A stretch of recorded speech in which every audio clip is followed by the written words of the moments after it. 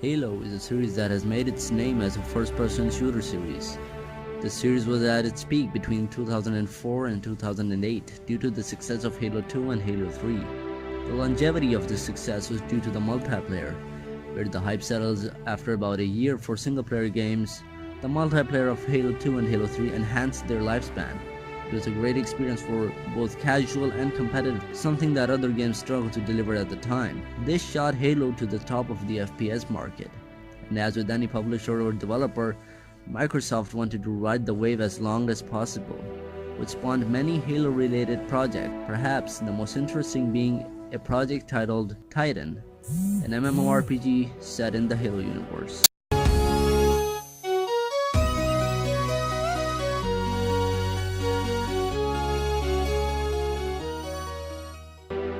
The project was in hands of the developers responsible for Age of Empires, Ensemble Studios. The project began in 2004 and was greenlit, only to be cancelled in 2007. This is what a dev of Ensemble Studios had to say. Ensemble has been wanting to make an MMO for a long time.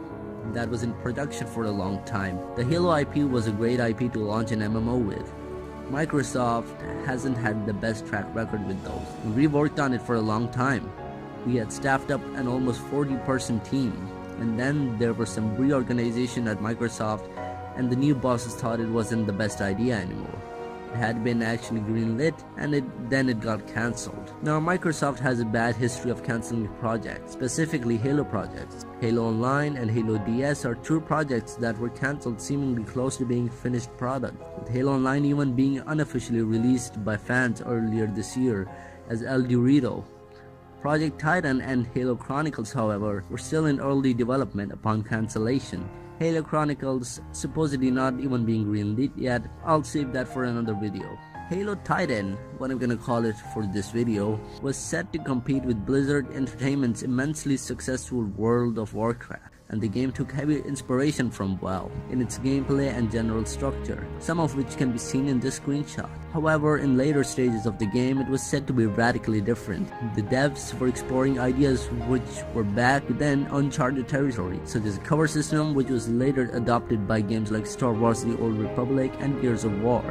Another concept being explored was public quests, in which the player will enter a certain area, automatically take on a public quest, and work with other players in the area to complete that PQ. This was also later adopted by games like Warhammer Online and Skyrim. The game also had a special ability mechanic in its gameplay, since a spokesperson at Ensemble Studios said the game's energy, which would be used for special abilities, was referred to as Psion. This mechanic would have very likely have operated similarly to the mana system of World of Warcraft. Sadly, that's all we know about the gameplay.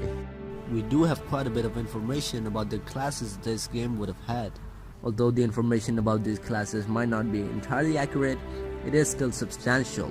There's a total of 7 classes that were intended to be put into this game, 5 of which are human. Assault and Marine are your generic soldier classes, Assault being a bit more full-fledged with different phases as you level up, whereas in Marine you had 4 heroes, each with an armored variant. While they do have names attached to them, I can't make them out other than Lord of War. The Marine class concept also shows some of the weapons this game would offer. You can see a long-range assault rifle, a sniper rifle, an LMG, spears, melee weapons and whatnot, but now you might have noticed how out of the Halo aesthetic these weapons and characters are. Of course, we don't know if this is actually the UNSC or some rogue human community, but I think it's pretty safe to say that these were supposed to be the United Nations Space Command. Rogue and Spy are your stealth-oriented classes. Both seem to have an emphasis on melee range weapons. The Spy class shows a multitude of melee weapons, and the Rogue class with its energy katanas or sabers. The Rogue class shows active camo as an ability, seemingly demonstrating the use of Psion. Again, they look very different from the established Halo art style. They look like they'd be more fitting in Overwatch rather than in Halo. The last human class is PSI, and man do these guys look weird. They are supposedly augmented humans. You know, it's not like the entire Halo series is based on augmented soldiers. That would just be silly, right? We can see here that this class also had different phases as you leveled up. Other than the last one, the first two look like they were some Ben 10 villains. Again, very distant from the Halo aesthetic. Since that is all of the human classes, now let's take a look at the non-human classes that offer. Starting with Forerunner. Yes, Forerunners were intended to be playable in this game, but they look nothing like you'd expect, as you can see here. Can someone tell me why the Forerunners look more human than the PSI? You can see that he wields a spear with a plasma projection on top of it, as well as a weapon that reminds me of the Mauler. The armor itself also looks very Spartan-like. The last class is Mimic, which though it might look like human, it was apparently a shape-shifting humanoid creature. We can see the different phases of this class as you leveled up, which would have given you some visual changes as well as some new weapons. So that's all the 7 classes that have been designed for this game. Most are human, which makes for not a very diverse set. The game was also planned to have many new species. The generically named demons were an unknown alien race. The diggers, as the name implies, were species that had clawed forearms which would help them in digging. The Jogmaw Sailtail is a species that was cut from Halo CE and was intended to appear in this game as a method of transportation. The mobs were basically alien boars with 2 different phenotypes. The Sentients were humanoid creatures with mechanical attributes. They might have been robots rather than organisms. The Sigma were yet another alien species which have a striking resemblance to the Gears of War Locust, and those are all the species that we know would have appeared in Halo Titan. The vehicles of this game I find especially interesting. Let's take a look. The Aardvark looks to be a rough terrain vehicle. It has 6 wheels and an armored body. The Warthog, perhaps the most iconic vehicle in all of Halo, or even in all of gaming, was set to appear in Halo Titan. We can see that it has a police car variant, which looks pretty stupid in my opinion. The Grackle is a very cool looking vehicle. It was a motorcycle and not much else is known about it. I would love to see this vehicle appear in future Halo games, because it looks so damn good. The Rhino, contrary to its animal counterpart, is an air vehicle, intended to be used as a gunship.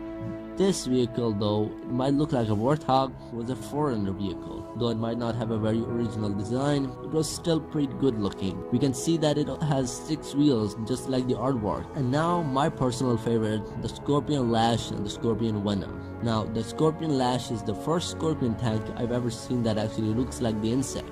The Scorpion Venom looks a bit closer to the traditional tank, but still a very novel design. I really love to see these both appear in a future Halo game. Comment down below if you too. So that's all of the vehicles, all of the interesting ones at least. So you might be scratching your head over the surprising lack of Spartans. Well, worry not, because some of the concepts look freaking badass. The Mark 6, supposedly, looks like a slightly bulkier version of the Halo 2 Mark 6. It looks stunning and even more so in this image. We also have this image showing our helmetless Spartan jumping out for battle. And of course, we have our over-sexualized females as well. Can't forget those, right? But not all of these concepts look like they belong in Halo. For instance, this concept looks something straight out of Gears of War, which has been somewhat of a trend with the concepts in this game. Sadly, that's all we have for Spartans. A surprising lack for a Halo game. So that's all the concept work that we have any information on. It's really weird, yet also really cool. Really adds to the history of Halo. As sad as it is to see such an awesome project get cancelled, there might still be hope. I have a theory that a Halo MMO might still be happening. Leave a comment down below if you'd be interested in seeing that. I'm now gonna leave you to enjoy some of the concept art for this game. Anyways, that's all I have for today. I'll see you all later, so stay machoic.